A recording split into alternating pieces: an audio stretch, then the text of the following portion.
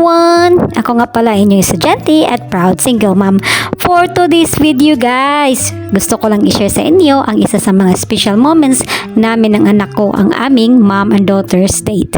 Nandito kami ngayon sa Aurora Restaurant at grabe guys, ang sarap talaga ng food nila dito. Super cozy pa ng place, perfect for bonding time with your families and loved ones. Before pa kami kumain, nagkaroon muna kami ng sharing about the Word of God.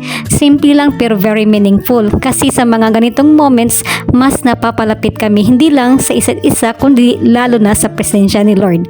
Narealize ko nga talaga na importante gayud kaayo ang bonding time sa family, sa anak, sa mag-asawa o kahit nga sa mga friends. Ang mga simple moments na magkauban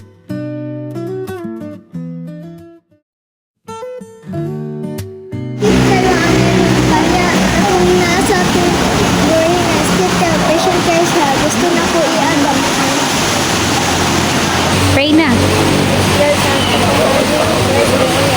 Ay, kanin pasabot ka tilaw naman si Ani. Pangayo ko sa classmate.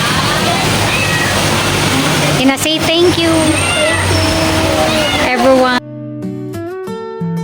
Magkapalig-on sa relasyon o makapalalum sa connection. Kaya encourage everyone, kahit busy ka, find time to sit down, talk and laugh, and most of all, share about God's goodness. Because when we talk about God's love, mas nagiging matatag ang heart at mas nagiging happy ang home. Salamat kaayo, Lord, sa kusog o sa chance na makabanding ako ng anak ko. At of course, thank you so much sa nag-sponsor nito. God bless you more. And thank you for watching. Don't forget to like, subscribe, and comment. God bless everyone.